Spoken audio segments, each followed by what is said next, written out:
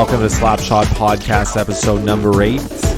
I'm your host, Christopher Morais. Thank you once again for joining me. It's been a couple of weeks now since the last podcast. My apologies to absolutely nobody. I was in Mexico, not last week, the week before that. Mexico is beautiful if you've never been. Had a great time. Shout out to the Barceló Maya Grand Resort for taking such good care of me and my friends. I had a great time in Mexico. I'm not excited to be back to the snow and the cold, but one must return to regular duties including this beautiful podcast.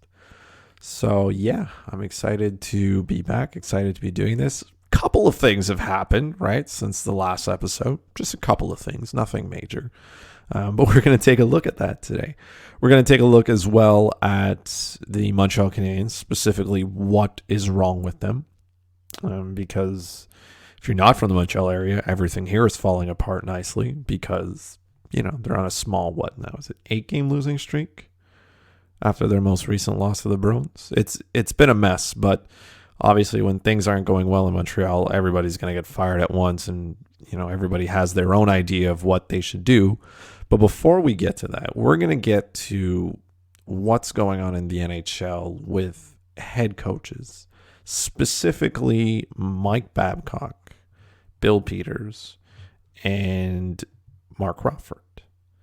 Because I was in Mexico. I was on a beautiful beach when the Mike Babcock being fired from Toronto broke. And I was like, all right, well, fine. They haven't been playing well. I didn't expect it to happen so soon. And then the story broke about what Babcock did to Mitch Marner.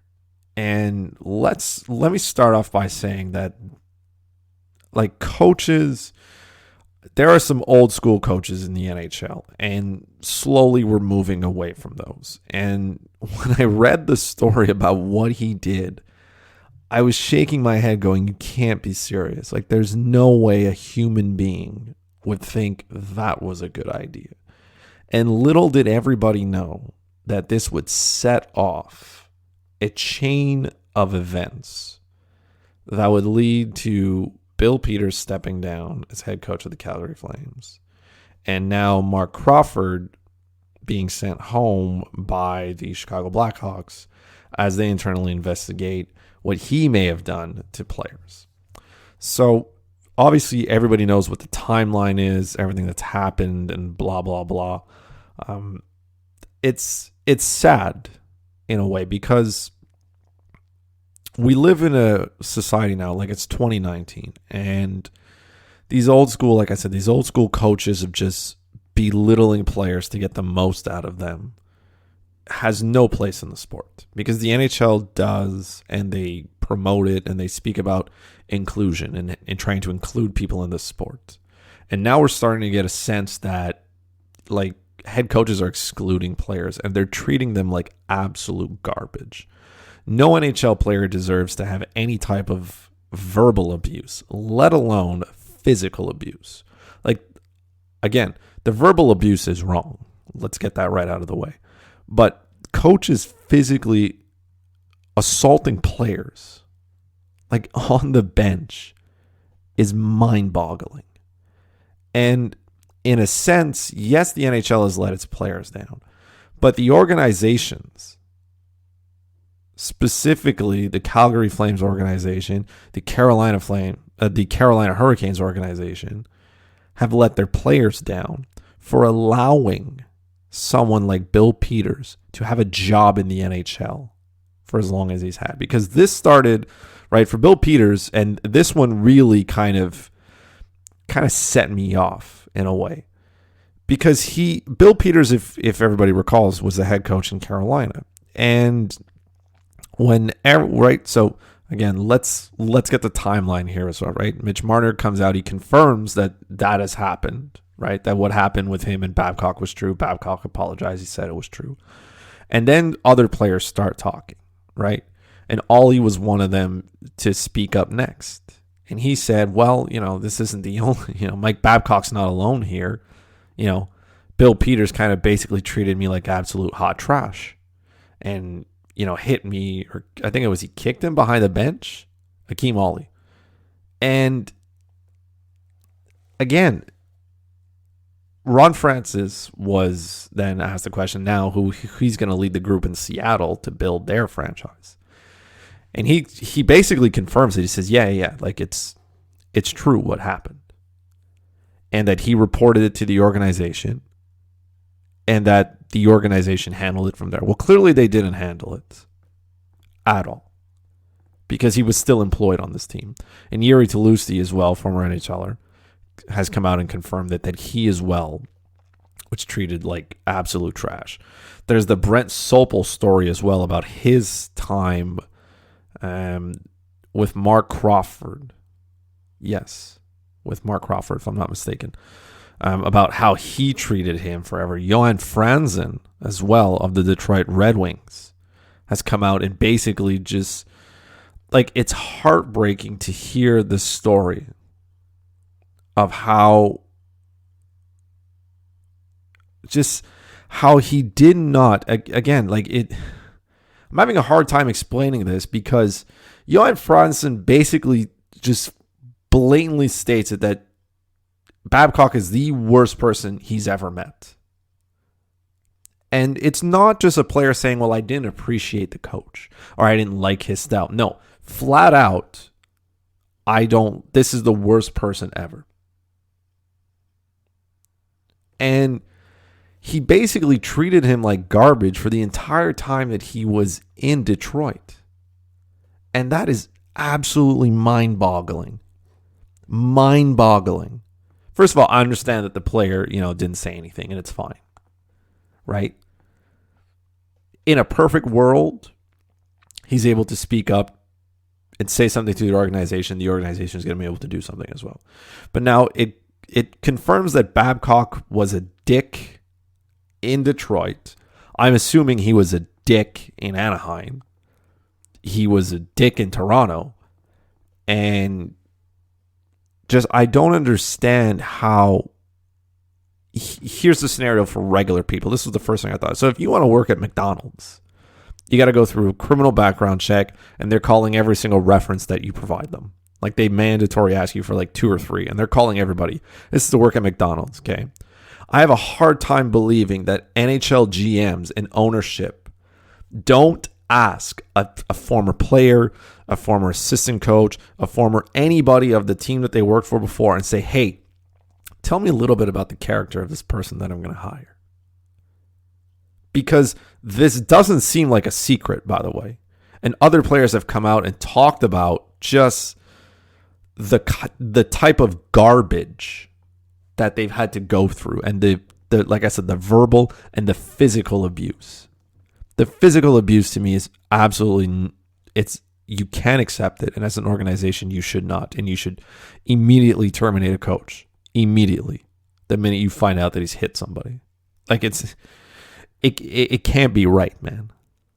Like, you're gonna have, like, as players and stuff, you might get into a scuffle on the ice, and that's just emotions getting to you. But a coach hitting a player, kicking a player like he's done behind the bench, that can't happen. It can't happen, and I don't understand how teams don't know about it. Because playing the I didn't know card doesn't work. It doesn't, I don't buy it. I don't think it's fine. I don't think, even Ron Francis's excuse of I told management and they handled it. Well, they didn't.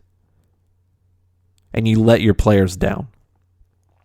And say, look, Bill Peters is, he's an asshole. That's what he is now. And he resigned, which is, I guess, fine. Right? They did their due diligence in Calgary to figure out if it was true. Obviously, from the press conference that Brad Treliving gave, it was obvious that he did it. He gave a sorry excuse, or his press release of that letter that he had was was garbage and a joke. He apologized to the Flames organization. He did not name Ollie one, which is, that's the part that kind of bothered me. So you do not take ownership for what you said. And nothing really, it was a sticky situation. It was sticky. It was trash. I think the organization should have fired him much quicker. They did what they needed to do, and they took the time process. That was fine. But he basically resigned the next day after releasing that statement. And that, to me, just confirms that he probably did it. I believe that he did. I don't think there's any question that he didn't do it. I don't understand how, like I said, you need to go through a whole background check. Regular human beings to get a job. You got to declare if you've ever been in trouble or whatnots. Or they're going to call references and see what kind of person that you are. And you're telling me, because let's not forget, Bill Peters didn't get fired from Carolina. He left to go to Calgary. So that means the Calgary Flames were interested in bringing him over. Like they wanted to. That was the guy they were targeting or they wanted to bring in. And you're telling me you have no idea what this guy's character is. And that's the same thing in Toronto for Mike Babcock with Lou Lamoriello. Kyle Dubas didn't hire him. Lou Lamoriello did. And he's not an idiot, Lou. And you're telling me you didn't check. You don't know what this guy's done, because there are lots of players saying it. And you could have easily found one anonymous source somewhere. One who comes out and says, yeah, it's true. So you didn't find one. And it sucks that this is what we're talking about right now, the culture of hockey. It proves that NHL coaches have a lot of power. Management has a lot of power. This has probably been happening for a really long time. Like, it's not new. I have a really strong feeling that Mark Crawford is going to be let go as well, because this isn't new either. Right? This isn't one of those things where all of a sudden, we just woke up. It's not even an isolated incident. It's not. Now we're starting to see that this is a trend. And it's garbage. It's absolute garbage. It sucks that players like Sopel, guys like Avery, guys like Carcillo, say what you want about the character of Sean Avery and Dan Carcillo. Right? They are who they are. But these are two players who are not afraid to stand up in front of the league and say where they've done wrong. They've done wrong themselves. But that to me is as players. I take their opinion of what they say, or when they say something like this happens. I mean, just even if you're not aware of the Mark Crawford stuff, like Sopel comes out and says that Crawford has kicked him, choked him, and grabbed him by the back of the jersey. Like, that's how he choked, by pulling him on the back of the jersey while he played in Vancouver. I don't understand. I don't understand how these asshole coaches continue to get jobs. And there are quite a few of them, right? Let's not speculate on which other coaches might come on the hot seat. There's a couple of characters in the NHL that you look at and you say, man, you look like you would probably lose your shit. Like Mike Commodore hates Mike Babcock, and everybody just laughed at him a little bit, going, well, maybe you just didn't like him. Well, it looks like Mike Commodore was right. That's the sad part. Like, I wish he was wrong. But there's a part of me that's sitting there going, man, like, we laughed at you for a little bit. We called you over dramatic. But you may actually be right. And there are some players who are going to come out and say, well, I wasn't treated like that, or this coach was hard, or maybe I didn't, Henrik Zetterberg has come out and he says, well, Mike Babcock was how he was, and he was, a tough coach and whatnot, and he had his character. But, Zetterberg was the captain. Maybe he was treated a little bit differently than Franzen. But like I said, the part that I have a hard time understanding is how this physical abuse happens, especially in Carolina, where players talked about it. They went to management and nothing happened. And these teams, in my mind, need to be held accountable. And it's not just enough to just fire the coach and say, okay, well, we'll get rid of him. Well, who hired him? Because if you're the guy hiring him and you're not doing your job to find out who you're hiring, then you're part of the problem. Straight simple as that. If you're a GM hiring an asshole head coach, then you have no idea the character that you're hiring. Because again, you go through the process of hiring a coach. Why don't you ask the opinion of just one person? Because again, all these players witnessed it. That means, so if I'm looking at it this way with Sopel in Vancouver or even Franzen in Detroit, like Franzen was there a while, so he probably went through a lot of teammates. He's not the only one. And to me, the Babcock situation, not that any of them is one is worse than the other, but Brendan Shanahan was in Detroit. And, Babcock was there too. And you're telling me you didn't notice, or you didn't see anything, or you didn't maybe mention a Lou, because Brendan Shanahan was a big influence on trying to get Mike Babcock to come to Toronto. It's a fact. It's a fact. That's the type of player that's the type of person, head coach, you're bringing into your organization. I'm happy that he's fired now. I don't think he's going to find another NHL job. I can't imagine. Even if he does all the work and says that he's not who he is anymore and that he's changed and whatnot, there's no way any NHL team is going to go down that road. No way. Because the players are not going to respect him from before. Like I said, not an isolated incident. This is the character of who you are. You are this type of person. So he's not going to get hired. Bill Peters is not going to get hired either. I don't expect, Mark Crawford to be behind the bench because I don't think Brent Sobel's making this shit up. So he's going to get fired. And there's more, by the way. This is not going to end tomorrow. I don't know how many coaches are going to go down or how many assistants.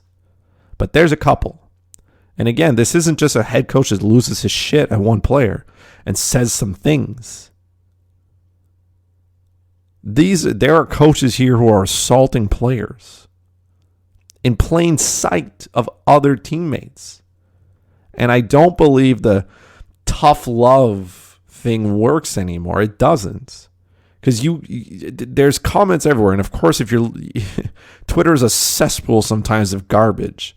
And you see all these, idiots saying, well, being tough builds character and these coaches are trying to get the most out of their players. Shut up. That's not how you do it. That doesn't work. This doesn't build character. Verbally abusing anybody in general. Now, let's take the hockey player away from this. Let's just assume it's just regular people in life. Your mom, your dad, your boyfriend, your girlfriend, your wife, your aunt, your nephew, your coworker. In no way. Imagine your boss at work verbally abusing you. Like, would you believe that he's trying to get the most out of you? No, it doesn't exist. And these cultures of people who do this doesn't work anymore. It does not. It never, maybe it did before, but this culture is changing. This boys club culture needs to be eradicated. Because younger players are starting to figure out, I don't give a shit. Like, I don't need, like, more and more now, I think players realize that they can take some of that power and they can do what they want. And this is an age where social media exists and you can get your hands on information real quick. And again, like, some people are afraid, who was it? Damian Cox said some garbage again that comes out of his mouth that, now every time you have a conversation with a player, you're going to take it as public record. You don't have to worry about that being public record, Damian Cox. Like, you're literally the scum of the planet and the universe here. If you think that, now everything I'm saying is being heard, good. Because if you're not an asshole, you don't have to worry about that. If you're not a racist, there's nothing to worry about. There are probably some great coaches in the NHL who aren't racist, and they have nothing to worry about. And the only coaches who are worried are the ones who are doing it. And they should be denounced and they should lose their jobs. And they, like Dan Carcillo said, well, it's not about, removing them from the game. Go get your help and then, come back and be better. Fine. But that doesn't happen overnight. And I don't know if it's possible. I don't think it is, because what Carcillo's done to change his life, he had one of his, threads on Twitter where he goes through and he says, yeah, I was a racist. I was mean at this. I got the help and I changed. Fine. You're one person. Kudos to you. Like, you did it good. I'm proud. But now you're retired. You don't have to go back into that culture. These are NHL coaches. They don't have an expiration date, really.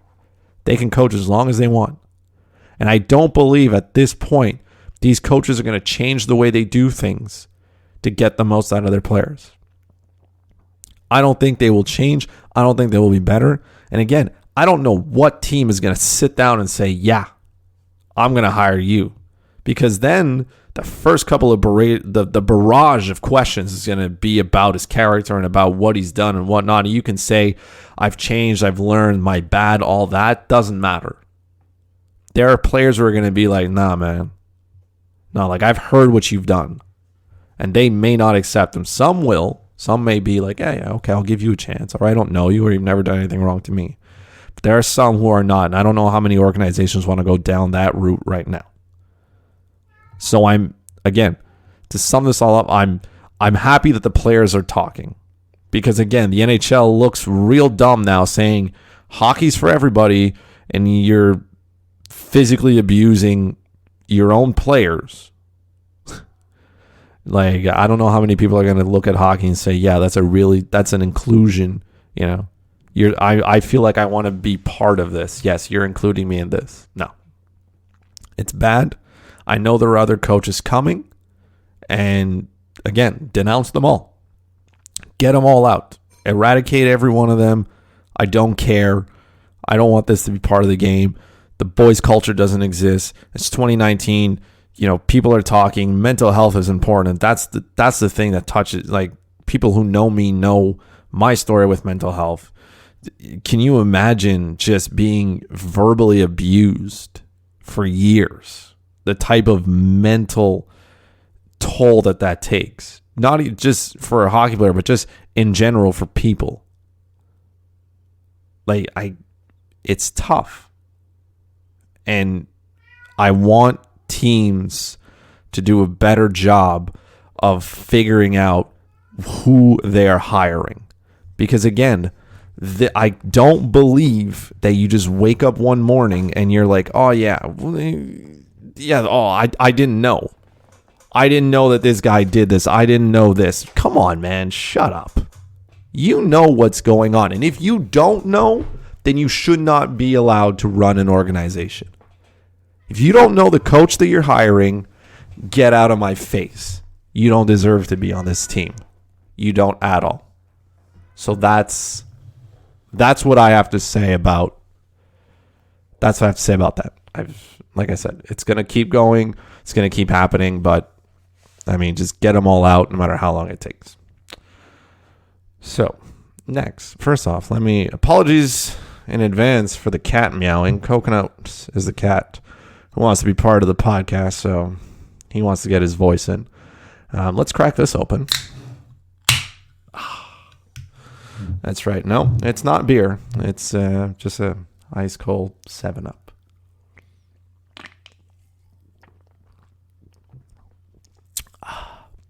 Delicious. Okay, let's talk about the Montreal Canadiens because, again, I'm surrounded by it. They're on a losing streak.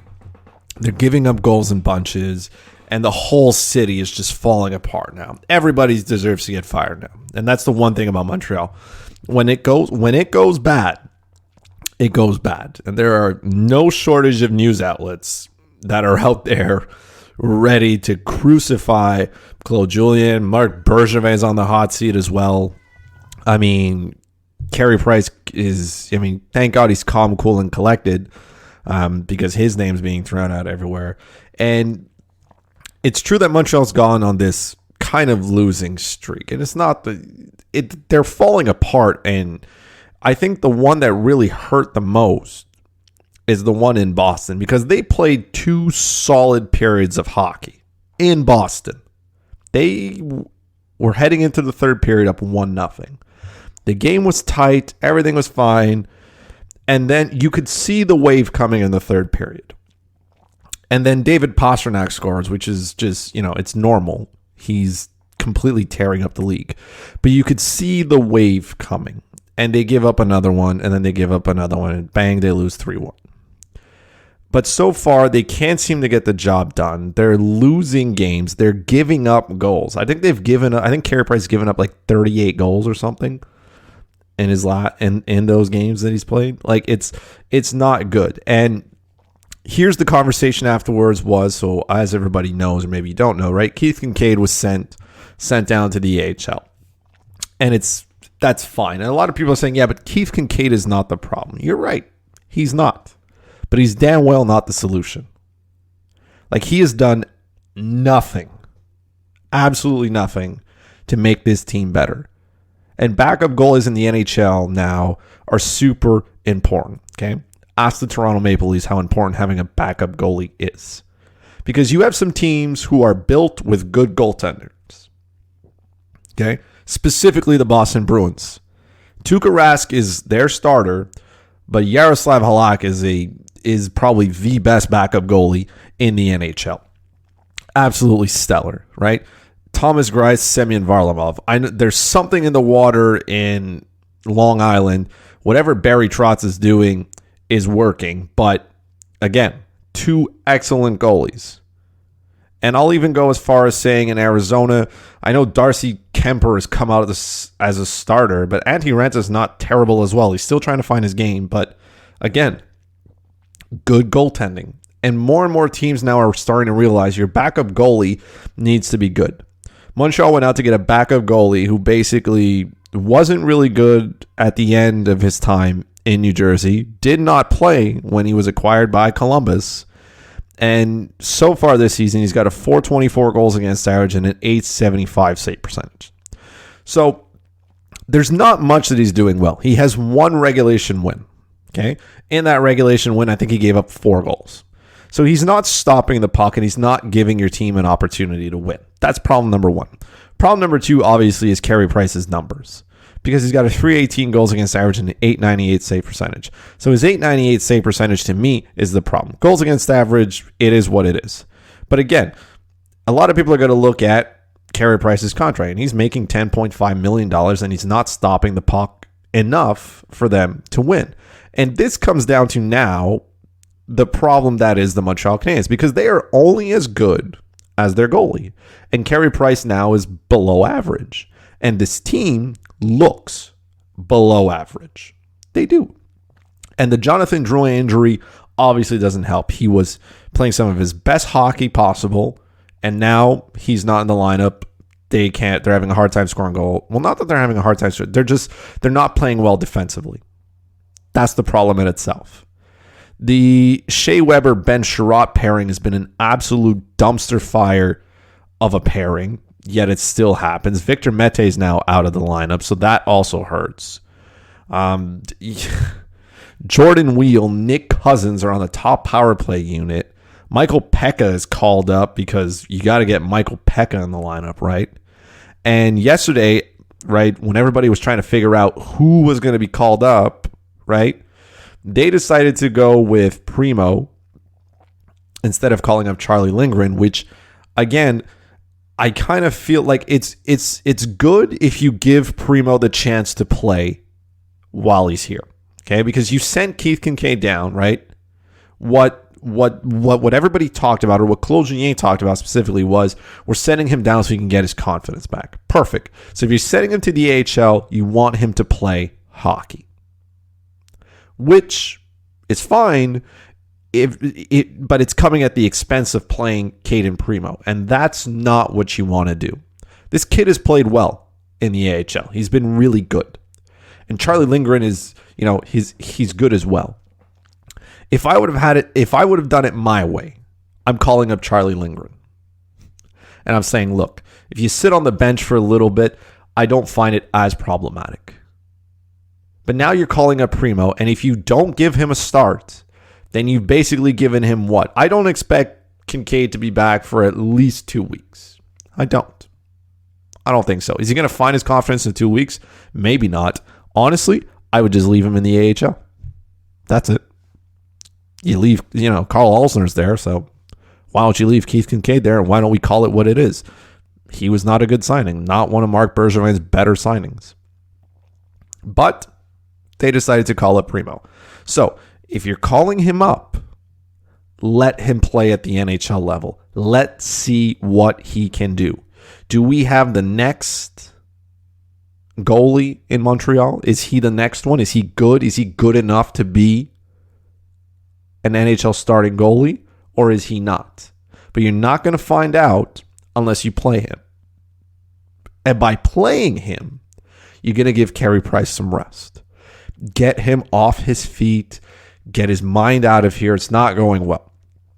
So take him out a little bit. Give him some time off. Just, let him sit for a little bit. And you tell him, you say, look, man, this isn't a demotion. This isn't anything. We're not taking ice time away for you. Just clear your head a little bit, man. Take some time. Settle down.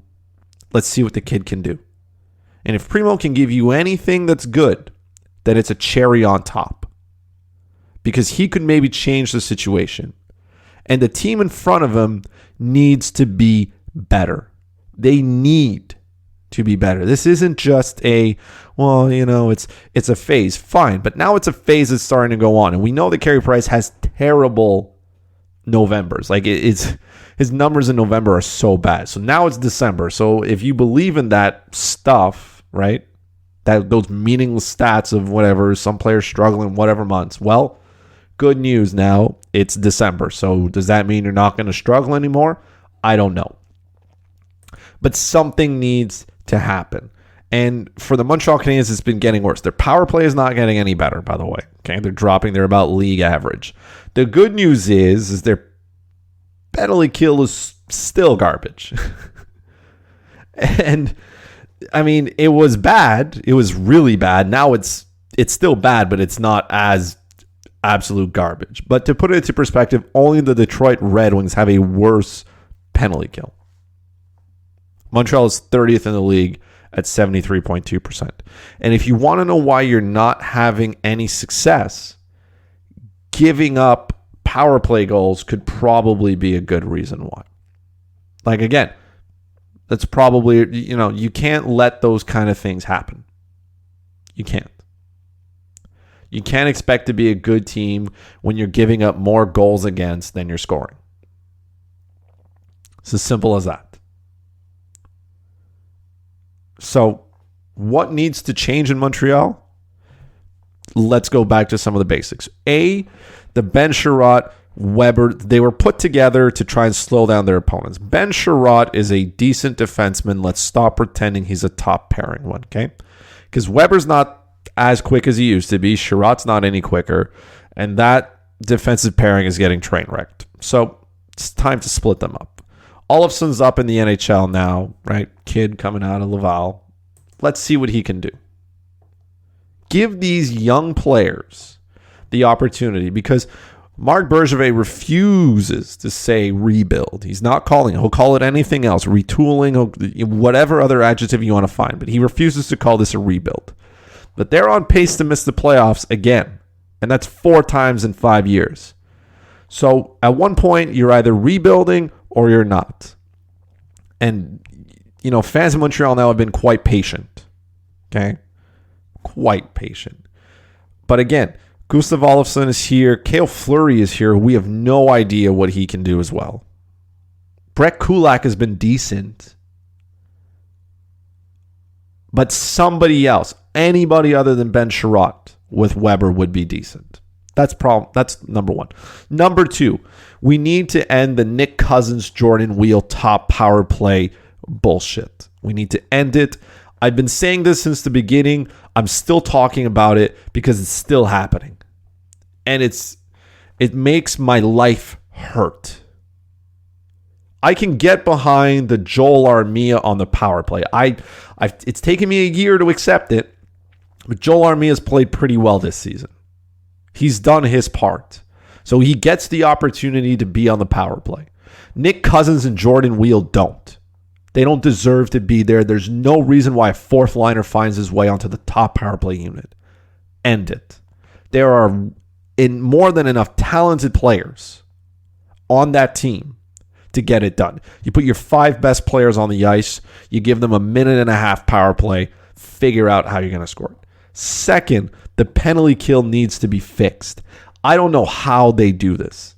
I don't know. Because it just seems, let me correct that. It's not that I don't know how. I think their penalty kill is too passive. I think they need to be more aggressive. Is that going to solve their problem? No. But whatever they're doing right now is not working, and they're giving up too many goals. Too many goals on the penalty kill. That needs to end. If you correct just that, Carey Price has better numbers. They win more games. Maybe we're not sitting here talking about it. Because again, you can fire Claude Julien if you want, but will that change much? I don't know. You can fire Marc Bergevin if you want as well, but that probably doesn't help, right? Montreal Canadiens don't technically have a president, right? Jeff Molson, the owner, takes over that. You could hire maybe somebody who's president to take over hockey operations, but again, that's not going to solve the problem on the ice. The problem on the ice is the players. And this is a team that plays well in transition. They do. And right now, nothing is transitioning pretty well. Thomas Tatar, Philip Deneau, Brendan Gallagher, that's your top line. Let it run. Just let it run as much as you need until you figure it out. Domi's gone back to the middle where he should be. Suzuki's playing top 6 minutes where he deserves to be. There's growing pains. I understand that. These are players learning how to play in the NHL.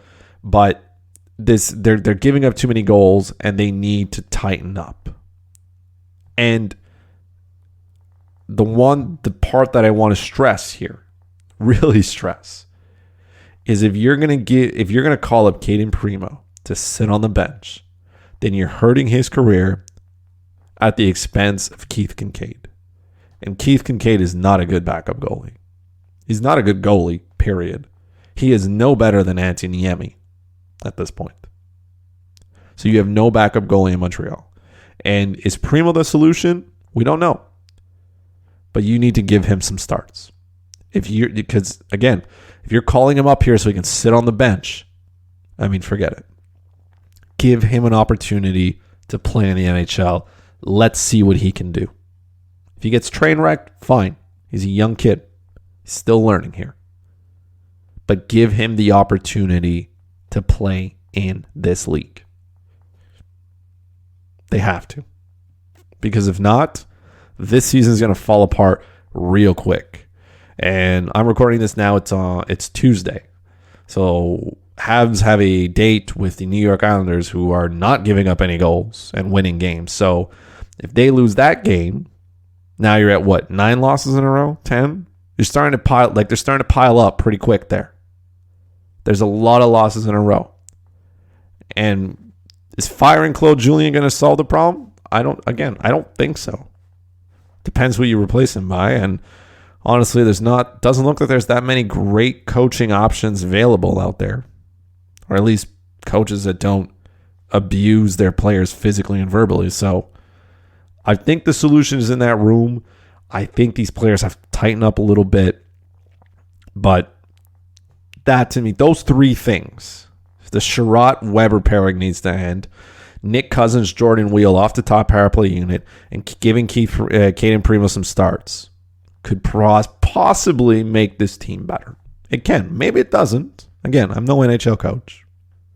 But try something. Just try something different. Go with something that, who knows what can happen. That's my opinion on this.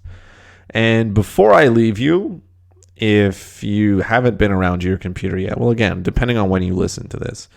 So John Hynes, former head coach of the New Jersey Devils, was fired today. It doesn't really surprise me, to say the least. The Devils are an absolute train wreck of a hockey team. They got dismantled. What was it? Was it yesterday they got dismantled? Yes, it was Monday. They got dismantled 7-1 at the hands of the Bruins. They're a train wreck. This was a team that everybody thought was going to be real good this season. They haven't been able to score goals, okay, that's a problem in itself. They're giving up goals like it's going out of style. They don't have a goalie. They don't. Corey Schneider's in the AHL. Mackenzie Blackwood's yet to take the job. Let's not think Louis Domingue is any good, okay? The Devils have 2 goals more than the Detroit Red Wings. And the Detroit Red Wings are really the bar of what is garbage.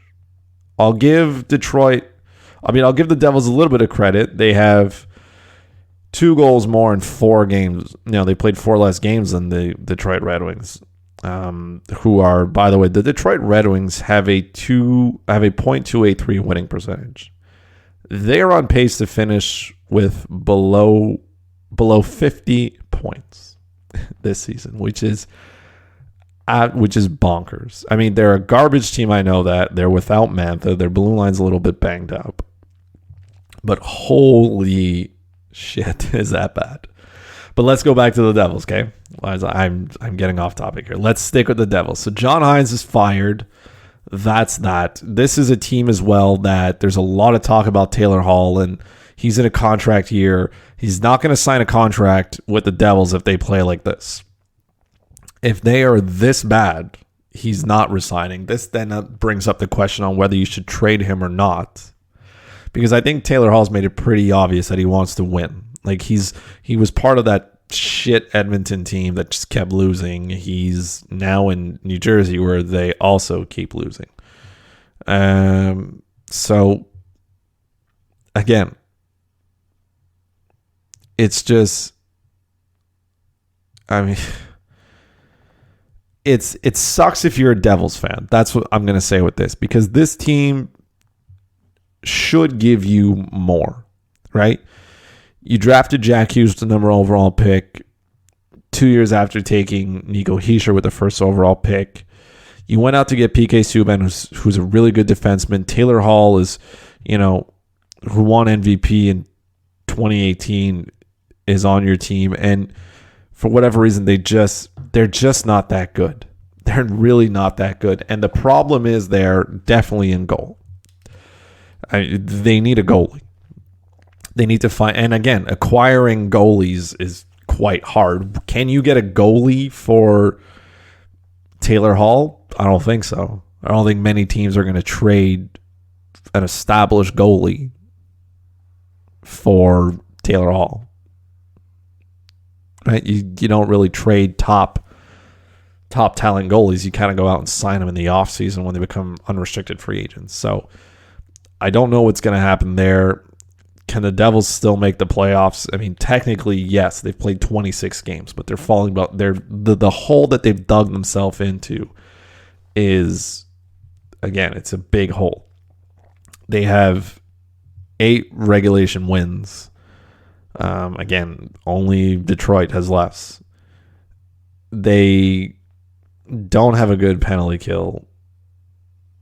They're all right in the goals for per game. Again, nothing great, because again, I mean, they're 29th, right?